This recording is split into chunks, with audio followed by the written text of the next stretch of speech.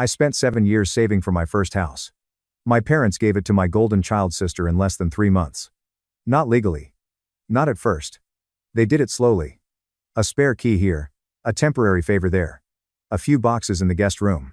One conversation about how Ashley just needed time to get back on her feet.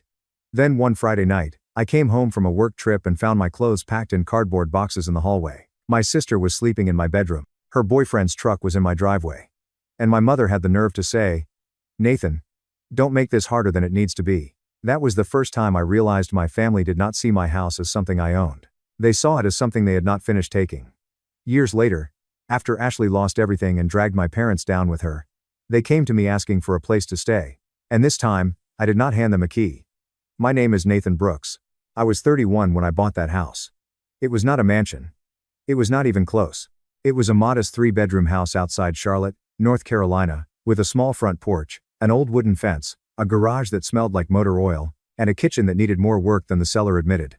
But it was mine. That mattered. I had grown up in a family where nothing ever really felt mine. If I had birthday money, my mother would say Ashley needed new shoes. If I had a free Saturday, my father would say Ashley needed help moving. If I bought something nice for myself, Ashley would say, "Must be nice to have your life so easy." Easy. That word followed me around my whole life like a bad joke. Ashley was my younger sister by 3 years. She was pretty, emotional, charming when she wanted to be, and absolutely allergic to consequences. If Ashley was late, traffic was unfair. If Ashley lost a job, the manager was jealous. If Ashley overdrafted her account, the bank was predatory. If Ashley broke up with a boyfriend, he was toxic, and somehow the family needed to help her heal by buying her groceries, paying her phone bill, or letting her borrow a car she would return with an empty tank. My parents had one rule for Ashley. Protect her. They had one rule for me. Understand. Nathan, she's sensitive. Nathan, she's been through a lot. Nathan, you're stronger than she is. Nathan, don't make everything harder. When I was a kid, I thought being strong was something good. As an adult, I learned that in families like mine, strong means you are the one they expect to bend. I worked as a commercial electrician for almost 10 years before moving into project supervision. Long days, early mornings. Job sites with bad coffee and worse weather. I saved aggressively because I wanted one thing no one could touch. A home. Not a family house. Not a place where everybody had an opinion. Mine. I skipped vacations. I drove the same truck until the driver's seat had a tear shaped like Florida. I ate more packed lunches than any grown man should have to admit. I took side jobs on weekends. Panel upgrades, lighting installs, garage wiring, ceiling fans, whatever paid. And finally, after 7 years, I had enough. The first time I walked through the house, I knew. The porch sagged a little on the left side. The backyard fence needed replacing. The guest bathroom had ugly tile from the early 2000s. The kitchen cabinets were scratched. The garage had an old workbench built by somebody who clearly believed measurements were optional. I loved it anyway. I imagined fixing it slowly. New porch boards, a real workshop in the garage, fresh paint, a grill in the backyard. Maybe one day a wife, kids, a dog that would destroy the grass. But even if none of that happened, I would still have a front door that belonged to me. When I told my parents, they congratulated me. Politely, my father, Robert, said, "Good for you. Smart investment." My mother, Linda, said, "It's a lot of space for one person, but I'm glad you're happy." Ashley came to the small housewarming barbecue I threw and walked through every room like she was judging a hotel. 3 bedrooms, she said. "Yeah. For just you?" I looked at her. That's usually how buying a house works. She rolled her eyes. Must be nice. There it was again. Easy. Nice. Lucky. Never earned. Just nice. At the time, I was dating Claire. We had been together about 8 months. She was a nurse, practical, sharp, and not easily impressed by family guilt. She helped me set up the barbecue, carried paper plates to the porch, and watched my family with the quiet focus of someone studying a weather pattern before the storm. After everyone left, she stood in the kitchen while I loaded dishes into the sink. "Your sister doesn't like that you have this," she said. I laughed. Ashley doesn't like when anyone has anything. Claire did not laugh. "I'm serious." I shrugged. "She'll get over it." Claire looked around the house. "I hope so, but Nathan, be careful. People who feel entitled to your guilt eventually feel entitled to your stuff." I should have listened harder. 3 months later, Ashley lost her apartment. The official story was that her landlord was awful, her roommate was unstable, and her ex-boyfriend had created a hostile environment. The actual story, which I found out later, was that Ashley had not paid her share of rent for 2 months, her roommate was done covering her, And the ex-boyfriend was tired of her using his credit card for emergencies that looked suspiciously like weekend trips and new clothes. My mother called me on a Tuesday night. I remember because I had just gotten home from work, still wearing my boots, standing in the kitchen eating leftover chicken straight from the container like a bachelor cliché. "Nathan," she said, using the soft voice. The soft voice was dangerous. "What happened?" I asked. "Why do you assume something happened?" "Because you used the soft voice." She sighed. "It's Ashley." Of course it was. "She's in a bad place." "She's always in a bad place." "Nathan." "What happened?" "She needs somewhere to stay." I closed the fridge. "No. You haven't even heard me out." "I heard enough. It would only be temporary." "How temporary?"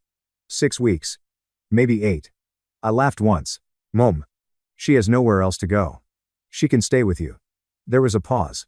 That pause said everything. Then Mom said, "Your father's back has been bothering him, and the house is already crowded with your dad's office equipment, and Ashley needs space to clear her head. My house is not a rehabilitation center for bad decisions." "That's cruel." "No, it's accurate."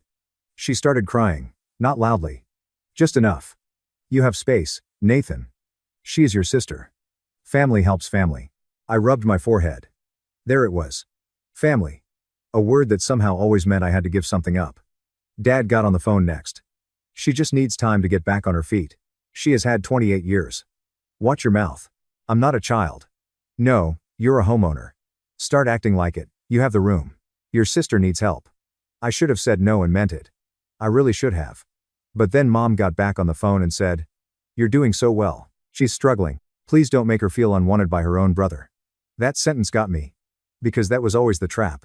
If I protected myself, I was making Ashley feel unwanted. If I said no, I was selfish. If I had boundaries, I was cold. So I said yes. But I set rules. 6 weeks. Guest room only. No boyfriend staying overnight. No parties. No changing anything in the house. Help with groceries. Respect my work schedule. Ashley agreed to everything. She hugged me when she moved in and said, "I promise I won't be a problem." That was the first lie. At first, she behaved. Mostly. She kept her things in the guest room. She bought groceries once. She even cleaned the kitchen after dinner one night and acted like she had donated a kidney. Then small things started changing. A candle appeared on my coffee table. Then 3 throw pillows I did not buy. Then her makeup migrated into the guest bathroom, then the hallway bathroom, then somehow my bathroom. She left dishes in the sink. She took calls on speakerphone in the living room while I was trying to do project estimates. Her friends came over. Just for a bit. And stayed until midnight. Her boyfriend, Kyle, started dropping by. Kyle was the kind of guy who wore sunglasses indoors and called every man bro because learning names was apparently too much effort. The first time he stayed past midnight, I told Ashley he had to leave. She looked embarrassed. Then angry. "You're really going to kick him out?" "Yes. He's my boyfriend. He's not my tenant." She cried to Mom. By morning, Mom called. "Nathan, did you really embarrass your sister in front of Kyle?" "No." I enforced a rule she agreed to. She is already going through so much. Then she can go through it without Kyle sleeping on my couch. Mom sighed like I was exhausting her. It was one night. It was the first night. That's why I stopped it. Sometimes you are too rigid. That became the new family word. Rigid. I was not tired. Not disrespected. Not being pushed in my own house. Rigid. By week 4, Ashley started complaining about the guest room. "The bed hurts my back. It's too close to the street. The closet is too small. The light hits the window weird in the morning." I told her she had 2 weeks left. She stared at me like I had slapped her. "You're counting?" "Yes. That's how 6 weeks works." She called me cold. I called it a calendar. That weekend, I had to fly to Atlanta for a job site issue. A hospital renovation had electrical conflicts in the ceiling, and my company needed me there through Friday. Before I left, I reminded Ashley of the move-out date. She nodded without looking up from her phone. Yeah, I know. I should have known then." When I landed back in Charlotte Friday night, I was exhausted. I wanted a shower, a beer, and 8 hours of not hearing anyone say conduit. Kyle's truck was in my driveway. That annoyed me, but I was too tired to start with that. Then I opened the front door. My living room looked different. My couch had been moved. There was a pink blanket over the chair. A framed photo of Ashley and Kyle sat on my bookshelf. My bookshelf. I walked down the hallway. 3 cardboard boxes sat outside my bedroom door. My clothes. Folded badly. Thrown into boxes. I opened my bedroom door. Ashley was asleep in my bed. Kyle was asleep beside her. For a second, I just stood there. Not because I was unsure what to do. Because I could not believe the disrespect had become that casual. I turned on the light. Ashley sat up, squinting. What the hell? Kyle groaned. Bro, what? I looked at him. Get out of my bed. Ashley pulled the blanket up. Nathan, don't start. That sentence made something in my chest go cold. My room, now. She rolled her eyes. Mom said we could talk about this. Mom does not own my house. Kyle sat up. Dude, chill. I pointed at him. You have 30 seconds to put your pants on and get out of my house before I call the police. He looked at Ashley. Ashley looked angry, but she knew my face well enough to know I was not playing. Kyle left, muttering something under his breath. Ashley followed me into the hallway. You're being insane. My clothes are in boxes. You weren't using the room this week. I was on a work trip. I needed better sleep. I stared at her. You moved into my bedroom because you needed better sleep? You don't understand what I've been going through. I laughed. I could not help it. She hated that. You think everything is so easy because you have a house and a good job. I have a house and a good job because I worked for them. She folded her arms. You always throw that in my face. No, Ashley. You keep trying to take things, and then you act attacked when someone mentions they belong to them. She called Mom. Of course. Within 30 minutes, my parents were at my house. Not to ask what happened. To manage me. Mom walked in and immediately went to Ashley. Dad looked at the boxes in the hallway. Then at me. Nathan, he said, let's stay calm. I laughed again. That was apparently my new nervous response to betrayal. I am calm. You threatened to call the police on Kyle. Because Kyle was in my bed. Mom said, Ashley needed rest. I looked at her. Do you hear yourself? She's been under emotional stress. And I've been under my mortgage. Dad's jaw tightened. Don't be smart. No, let's be smart. Whose name is on the deed? Mom looked hurt. Why are you making this about ownership? Because it is my house. A house is just walls, she said. Family matters more. I looked at her for a long time. Then why does family always mean I lose something? That shut her up. For about 5 seconds. Then Ashley started crying. I knew he didn't want me here. I turned to her. You were supposed to leave in 2 weeks. Dad frowned. We need to talk about that. No, we don't. Nathan. No, 6 weeks, that was the agreement. Mom said, she needs more time. How much more? Nobody answered. That was answer enough. I looked around my hallway, at my clothes in boxes, at my sister crying in my house like she was the victim, at my parents standing there like I was the problem. That was the night I started documenting everything. I took pictures. The boxes. The moved furniture. The extra belongings. The bedroom. Kyle's truck in the driveway. I saved every text about the 6-week agreement. Every message from Ashley. Every guilt trip from Mom. Every be reasonable from Dad. They thought guilt was stronger than paperwork. That was their mistake. The next few weeks were hell. Ashley moved back to the guest room, but only physically. Emotionally, she treated the entire house like hers. She cooked and left pans soaking for days. She took over the laundry schedule. She invited people over without asking. She left lights on. She complained when I locked my office. She told relatives I was letting her live there for now. For now. Then I heard from a cousin that my mother had told people I was basically giving Ashley the house until she got stable. Basically giving. Not letting. Not temporarily housing. Giving. I called Mom immediately. Did you tell Aunt Carol I gave Ashley my house? Mom sighed. That's not what I said. What did you say? I said you were letting her have the space she needed. That is not the same thing. You're being sensitive. I almost smiled. Sensitive was usually reserved for Ashley. I guess I had finally earned a promotion. Then came the locks. I got home from work on a Wednesday and my key did not work. For a few seconds, I thought I was at the wrong house. That is how ridiculous it felt. Then Ashley opened the door wearing my old college hoodie. Oh. She said. You're home early. I held up my key. Why doesn't this work? She looked away. We changed the locks. We? Mom thought it was safer. I stepped closer. Safer from who? Ashley swallowed. You've been angry. I felt my pulse in my jaw. I called my father. He answered like he already knew. Dad, did you know Ashley changed the locks on my house? He sighed. Nathan, she was scared. Of me? You've been hostile. She moved into my bedroom.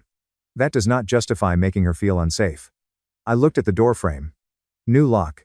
New key, my own front door standing there like a stranger.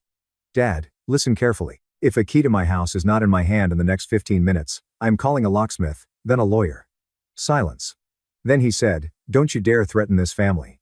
I'm not threatening the family. I'm protecting my property. He hated that word. Property. Because property had records. Family only had guilt. Ashley gave me the key 7 minutes later. She slammed it into my hand and said, "I hope you're proud of yourself." I was not proud. I was awake. The next day, I called a lawyer. Her name was Diane Mercer. She specialized in landlord-tenant disputes and property issues. I sat in her office with a folder full of photos, texts, receipts, mortgage statements, and my deed. She read quietly. Then she looked up and said, "Your sister is not on the deed." "No." "Has she paid rent?" "No." "Written lease?" "No." "Mail delivered there?" "Yes." "Utilities in her name?" "No." She nodded. "You need to stop treating this like a family disagreement. This is a legal occupancy problem." That sentence changed everything. A legal occupancy problem. Not poor Ashley. Not family helps family. Not Nathan, be nice. A problem. With steps, notice, documentation, timeline, enforcement. Diane helped me draft a formal notice to vacate. I handed it to Ashley that Friday. She read the first line, then looked at me like I had become a stranger. "You're evicting me?" "I'm giving you formal notice to leave." My own brother, my own sister changed the locks on my house. She started crying. I felt nothing. That scared me a little at first. Then it relieved me. My parents exploded. Mom called me heartless. Dad called me shameful. Ashley posted vague quotes online about betrayal and finding out family isn't blood. Relatives messaged me. Aunt Carol said, "You would make your sister homeless?" I replied, "No, I gave her 6 weeks. She gave herself my house." That one got around. Ashley eventually left because Diane made it clear the next step would be court. She did not leave peacefully. She took things that were not hers. A set of tools from my garage. A lamp from the living room. 2 kitchen appliances. Half a box of my late grandmother's old Christmas ornaments that Mom had given me when I moved in. She claimed it was an accident. Funny how accidents always fit in a moving truck. The damage was worse than I expected. Carpet stained. Walls scratched. Guest bathroom cabinet broken. Garage shelves damaged. Backyard full of trash from Kyle and his friends. My bedroom door had a crack near the handle. I stood in the hallway after she left and felt the house around me. It was quiet, but not peaceful. The house felt contaminated. Not physically. Emotionally. Every room had an argument in it. The kitchen where Mom cried to get her way. The hallway where my clothes sat in boxes. The front door where my key stopped working. The bedroom where I realized I had become a guest in the house I paid for. Claire came over that night. She brought takeout, walked through the damage, and did not say, "I told you so." That is how I knew she was a good woman. Instead, she said, "What do you want to do?" I looked around. "I don't know if I can live here anymore." She nodded slowly. "Then don't." So I fixed it. Not for Ashley, not for my parents. For me. I patched walls. Replaced carpet, rebuilt garage shelving. Changed locks. Installed cameras. Repainted the hallway. Then I called a realtor. When my parents found out I was selling, they lost their minds. Dad drove over and stood in my driveway.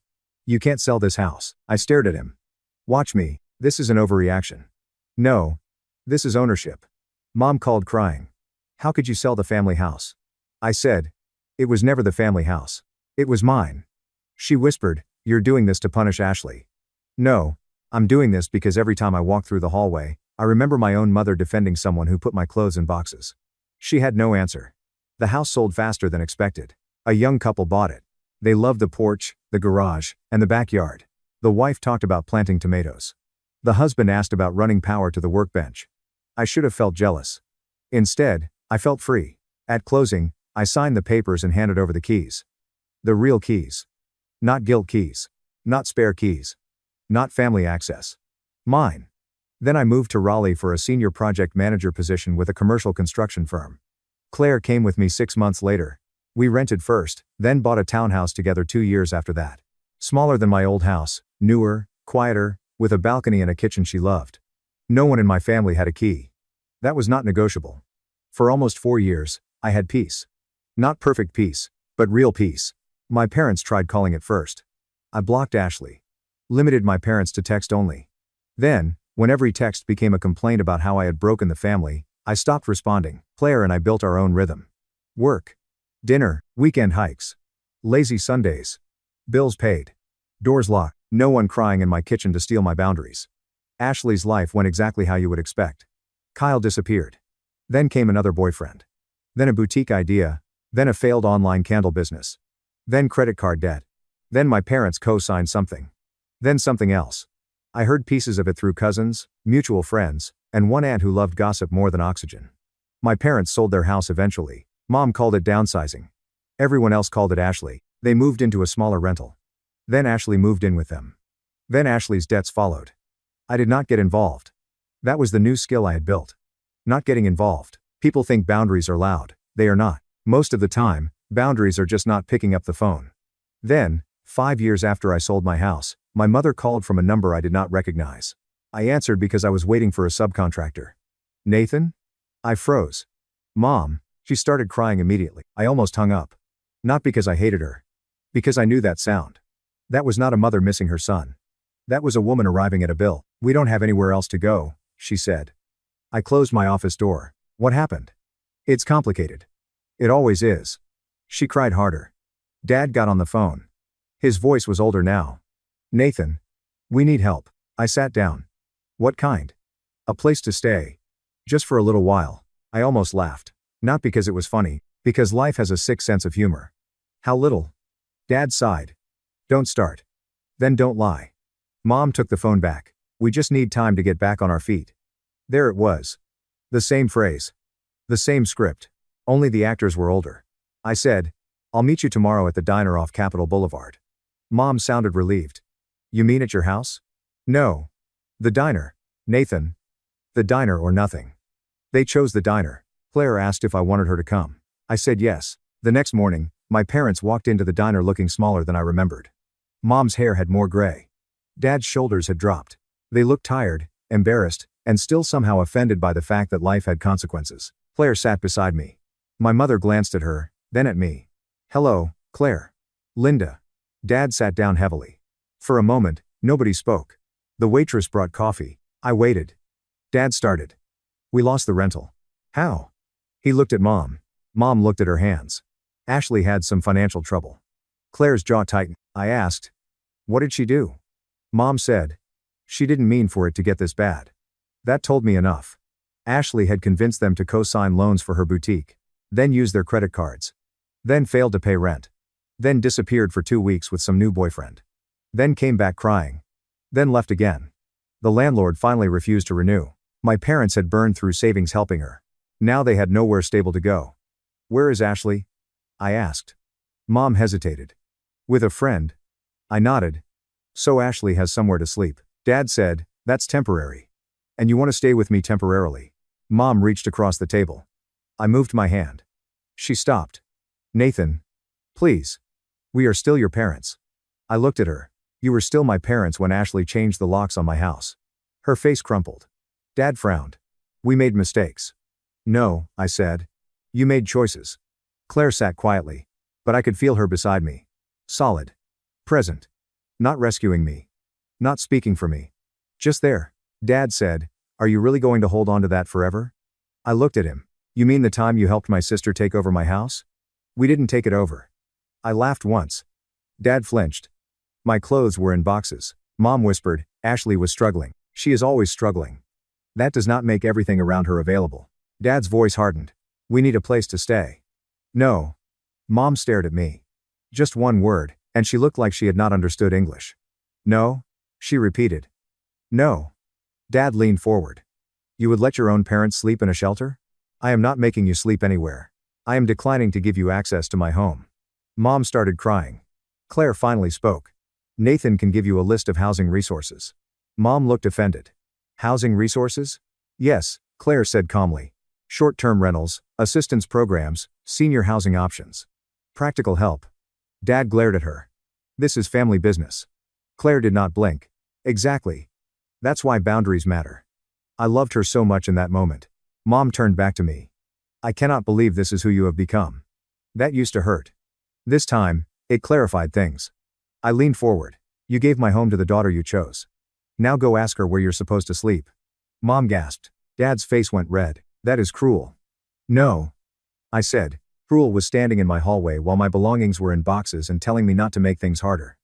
Cruel was treating my mortgage like Ashley's recovery plan. Cruel was changing the locks on my house and expecting me to apologize for being angry. Dad looked away. Mom cried into a napkin. I already gave this family a house once, I said. You called it Ashley's fresh start. Neither of them answered. Because there was no answer, I slid a folder across the table. Claire had helped me put it together the night before. Short-term rental listings. Extended stay hotels. A local housing nonprofit. Financial counseling. Legal aid. A senior assistant's office. Dad stared at it. That's it? That's more than you gave me when I came home and my key didn't work. Mom whispered. You really won't take us in? No. For how long? I almost smiled. She still thought no was a negotiation. Forever. That was the last time we had a real conversation. Ashley sent me a long message that night from a new number. She called me selfish. Heartless. A bad son. She said Mom had cried all day. She said Dad's blood pressure was high. She said I should be ashamed. I replied once. Family respects the door. Access only looks for the key. Then I blocked her. Relatives reached out. Aunt Carol said, you only get one mother. I wrote back. And she only had one chance to defend my home. She chose Ashley. Blocked. A cousin said, you're punishing them for helping your sister. I replied, no. I'm refusing to repeat the lesson. Blocked. My parents found a small apartment through one of the resources in the folder. Not glamorous. Not comfortable. But safe. Ashley did not move in with them. That part told me everything. She had taken from them until they had nothing useful left. Then found another couch. The daughter they chose was still choosing herself. And for once, so was I. That night, I stood in the kitchen of the townhouse Claire and I owned together. She was making tea. I was leaning against the counter, staring at nothing. You okay? She asked. I thought about it. Yeah. You sure? I nodded. I feel sad. But not guilty. She smiled softly. That sounds healthy. Feels weird. Healthy usually does at first. I looked around our home. Our real home. There were no boxes of my clothes in the hallway. No boyfriend's truck in the driveway. No mother crying in the living room. No father telling me to be reasonable while standing on my boundaries. Just quiet. Warm lights. Locked doors. The life I had built after learning that a house is not just walls. It is safety. It is choice. It is the right to decide who comes in and who does not. My first house taught me ownership. Losing it taught me boundaries. Walking away taught me peace. My parents gave my house to my golden child sister because they said she needed it more. Years later, when she had taken everything they had too, they came back and said they needed me. But I had finally learned the difference between family and access. Family respects the door. Access only looks for the key, so I kept my door closed. And for the first time in my life, home finally felt like mine. Thank you so much for watching until the end. If you really like our videos, please don't forget to like, share, and subscribe. Have a great day.